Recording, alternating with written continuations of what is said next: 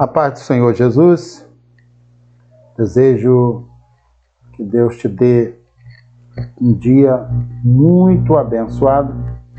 Estamos aqui, como você pode ver aqui ao lado, com as lições bíblicas. Hoje eu quero fazer um resumo rápido, tá? Quero gastar no máximo 20 minutos da lição 6, ok? Lição 6, que trata sobre a santificação, tá? Lição 6, santificação, comprometidos com a ética do Espírito, ok? Mas antes de tudo, eu peço a você que ainda não é inscrito nesse canal, se inscreva agora, tá bom? Dá um like e não esqueça de compartilhar. Assista o vídeo todo, com certeza você vai edificar a sua vida através desta lição, tá bom? Vamos ler a leitura bíblica em classe. A palavra de Deus é a coisa mais importante. Você ama a palavra de Deus? Então fica aqui comigo. Fica até o final do vídeo, tá bom? Vamos lá. A verdade prática está baseada em Hebreus capítulo 12, versículo 14, que diz assim: segui a paz com todos e a santificação, sem a qual ninguém verá o Senhor. Palavra forte, palavra importante. Seguir a paz com todos, bem-aventurados os pacificadores, e a santificação, sem a qual ninguém verá o Senhor. A verdade prática, santificação é especialidade do Espírito Santo. O nome dele já é santo, né? Ela é instantânea e ao mesmo tempo progressiva. Ou seja, todos aqueles que têm o Espírito de Deus já são santos, podem ser chamados de santos, pois acompanha o crescimento espiritual do crente. Essa é a nossa verdade prática. Santificação é a especialidade do Espírito Santo, ela é instantânea, ou seja, na hora que a pessoa aceita Jesus como seu Salvador, dá o testemunho público da sua salvação, ele se torna santo. Mas também é progressiva, é preciso haver uma continuidade da santificação. É como o lavar-se. Você se lava, mas todos os dias precisa estar lavado novamente. Ok? Precisa se lavar novamente. Então vamos lá, direto para a introdução. Separei os textos principais para não levar muito tempo, para que você possa aproveitar o néctar da revista, o principal da lição. Como se diz em inglês, o gist, ok? O principal, a essência. Primeira coisa sobre a santificação. Deus é absolutamente santo. Ou seja, é da natureza de Deus a santidade. Ele é santo porque ele já é santo, ele sempre foi santo, sempre será santo. Não há impureza nele, nunca haverá impureza nele. Ele é santo. Absolutamente santo. E ninguém jamais será santo como ele é. Segundo ponto, já que ele é santo, sua vontade é que nós, os crentes, os filhos dele, reflitam esse caráter de santificação no seu modo de vida. Filho de peixe é peixinho, filho de santo tem que ser santinho. Então eu e você, que nos dizemos cristãos, que nos dizemos filhos de Deus, precisamos mostrar isso na santificação. Se nós não somos santos, se nós não somos separados, nós não temos o direito de ser filhos de Deus, de ser chamado filho de Deus. Ok? Isso é a introdução. Agora vamos ver o que é a santificação no Antigo Testamento. Primeiro ponto, a santificação no Antigo Testamento. Se alguém perguntasse para você o que é a santificação, o que você responderia? Você poderia dar um monte de respostas, mas na lição nós aprendemos uma resposta muito objetiva. Que resposta é essa? No Antigo Testamento, o que é a santidade ou santificação? É a separação tanto de pessoas como de lugares ou coisas, objetos, para o serviço sagrado. No Antigo Testamento, se uma bacia, se uma tigela, se um pano, se qualquer coisa, ou se qualquer pessoa, ou se um específico lugar era separado para Deus, para o serviço sagrado, essa coisa, essa pessoa, esse objeto era considerado santo. Por exemplo, o famoso nazireu. Sansão era um nazireu. O nazireu, entre o povo de Deus, ele tinha uma separação, uma santidade especial. E qual era a sua separação? O nazireu não podia tomar vinho, não podia comer uva, não podia se alimentar de nada que fosse da videira da vide. Ok? Isso era uma espécie de santidade. Ele era separado para isso. Resumo, santidade no Antigo Testamento ou santificação era separação. E por que Deus fazia isso? Porque ele queria que o povo tomasse a consciência do que era profano, do que era sagrado. Uma pessoa profana é alguém que se mostra indiferente no que diz respeito ao sagrado. Uma pessoa profana não tem respeito com o sagrado. Uma pessoa profana, ele zomba do nome de Deus, que é sagrado, que é santo, que deve ser santificado, como diz a oração do Pai Nosso. O profano, ele não respeita o sagrado. Então, Deus fez a diferença. Uma coisa é o profano, outra coisa é o sagrado. O verbo que mais aparece no Antigo Testamento, representando a palavra santificado, ser santo, santificar, ser posto à parte, é o verbo kadash, que tem outros derivados, como kadosh, que significa ser santo. Né? É o mais usado no Antigo Testamento para representar santidade e santificação. Ele vai aparecer 830 vezes. Ok? Entendeu aí o que é santificação? Se não entendeu, dá um review no vídeo, volta ele, porque nós precisamos ir para frente. Outra palavra que parece relacionada à santificação é a consagração. O que é consagrar? Consagrar significa dedicar-se ao serviço de Deus. E isso pode ser pessoas, coisas ou possessões. O verbo hebraico para consagrar é o mesmo, interessante, para santificar e ser santo, o famoso kadosh. Tá? Então, quando uma coisa é consagrada para Deus, quer dizer que essa coisa, que essa pessoa é separada para se dedicar ao serviço do Senhor. Como, por exemplo, Samuel. A Bíblia diz que Ana fez um voto com Deus e ela prometeu consagrar Samuel, ou seja, separar Samuel para servir a Deus. Tá certo?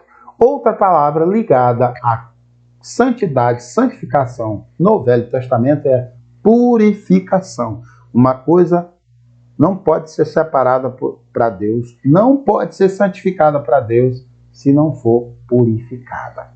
O termo taor, que quer dizer puro, em hebraico, limpo, derivado do verbo taer, ser limpo, ser puro, e kadosh, ser santo, do verbo kadash, pertence ao mesmo campo semântico. Ou seja, santidade, consagração e purificação são palavras sinônimas.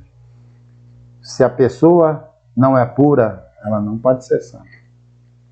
Antes de tudo, é preciso a purificação. É por isso que aquele gesto de Jesus ao lavar os pés dos discípulos significa isso, purificação.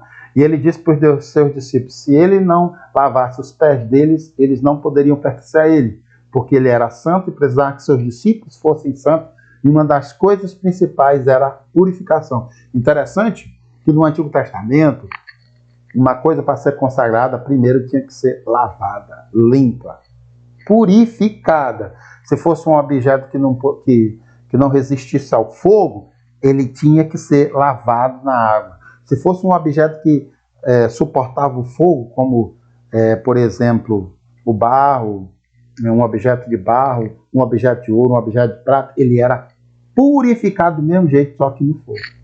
Tá certo? Então, isso aqui é interessante. Então, nós terminamos já o primeiro ponto, tá ok? Vamos para o segundo ponto. Repito, você pode voltar e rever o que a gente estudou.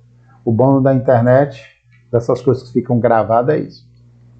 Segundo ponto, a santificação no Novo Testamento. No Novo Testamento, as cerimônias acabaram. Não? As pessoas não são mais lavadas, não são banhadas. No Antigo Testamento, o sacerdote era lavado, era banhado antes de entrar no Santo dos Santos. No Novo Testamento, é diferente. No Novo Testamento, a Trindade é santa. O Pai é santo.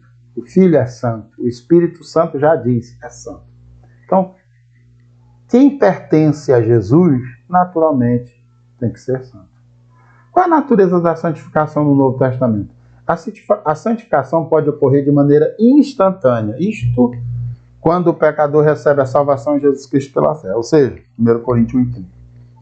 No momento em que a pessoa aceita Jesus como Salvador, ele já pode ser chamado de santo. Ele é santo, porque ele já se separou do mundo para Deus. Mas também, como diz o texto aqui, ela é chamada teologicamente de santificação posicional. Aliás, essa é a primeira santificação. Você sai da posição de não salvo para salvo, de impuro para puro, de ímpio para santo. Ok? Mas também a santificação posicional, ela tem que refletir uma santificação contínua. A necessidade de uma santificação progressiva, que é o que diz aqui no terceiro ponto. Ela é posicional. Quando o pecador aceita Jesus, ele já é santo. Mas tem uma necessidade. Apesar da santificação ser instantânea, na hora que você aceita Jesus, você muda de posição de impuro para santo, ela é ao mesmo tempo progressiva. Ou seja, ela precisa ser desenvolvida, continuada. Como um objeto que foi lavado hoje, mas amanhã ele já está impuro novamente, já precisa ser lavado novamente. Assim é a nossa vida. Tá certo? A santificação aplicada ao crente. Primeiro ponto. A comunidade de Jesus. O ensino petrino mostra que o estilo de vida dos crentes revela o caráter de Cristo. A nossa prática, o nosso dia a dia, precisa refletir o caráter de Cristo. O que nós fazemos, onde nós estivermos, por onde andarmos, em tudo que nós fazemos, nós devemos refletir o caráter de Cristo. Jesus foi santo em toda a sua maneira de viver. E a Bíblia exige dos seus seguidores que eles sejam santos em toda a sua maneira de viver. Segundo ponto sobre a santificação aplicada ao crente. Uma vida santificada. Somos santificados pela palavra, somos santificados pelo sangue, somos santificados pelo Espírito. Isto está muito longe de violência doméstica, de mentira, de palavrões, de intrigas e mexericas. Como é que um homem, o crente, se santifica? O Filho de Deus se santifica? Pela leitura da palavra, pela meditação da palavra, por guardar a palavra no coração. Diz o salmista Davi lá no Salmo 119, escondi a tua palavra no meu coração para não pecar contra ti. Como é que o crente é santificado? Pelo sangue de Jesus. Toda vez que se ajoelha e diz, Pai, em nome de Jesus, me perdoe, você está invocando o poder do glorioso sangue de Jesus. Porque é o sangue de Jesus que nos dá acesso ao Pai.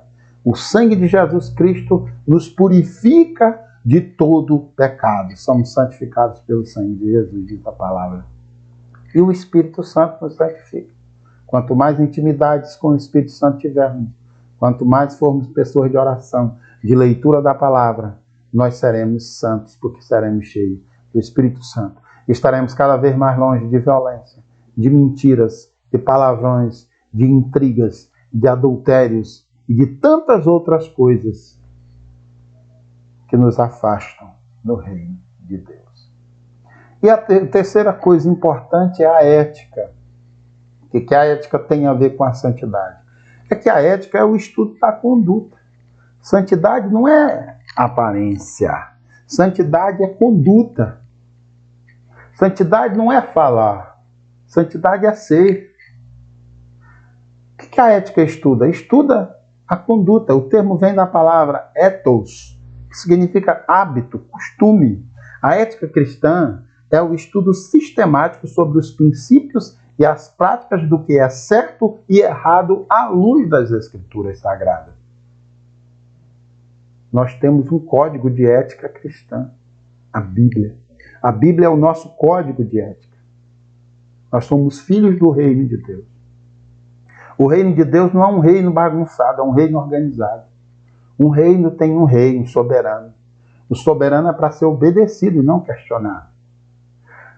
A constituição do reino de Deus é a Bíblia. A Bíblia precisa ser respeitada. Diferente do que é feito no Brasil, onde a Constituição é desrespeitada, até por aqueles que deviam protegê-la. No reino de Deus, Deus não aceita a situação. A Constituição do reino, o código de ética do reino tem que ser seguido. E aquele que é santo, ele tem hábitos e costumes relacionados e que se encaixam na conduta das Sagradas Escrituras. O santo faz o que é certo e se afasta do que é errado, de acordo com a palavra de Deus. Concluindo, sobre a santificação, precisamos saber o significado, a importância e a necessidade. Aprenda o significado. Eu tentei ensinar. Você pode se aprofundar. Veja o vídeo novamente. A santificação é a marca de uma vida plena do Espírito Santo. Ou seja, quer ser santo? Seja cheio do Espírito Santo. Tenha intimidade com o Espírito Santo. Ande no Espírito Santo. Viva com o Espírito Santo. Seja amigo íntimo do Espírito Santo. E a santidade vai ser natural. Que Deus te abençoe. Que Deus te guarde. Te dê um dia maravilhoso. Abençoe sua família. E eu te peço, se inscreve aqui no canal, tá bom? Curte esse vídeo e manda aí para uma pessoa, para um amigo que precisa ouvir essa palavra. Que Deus te abençoe.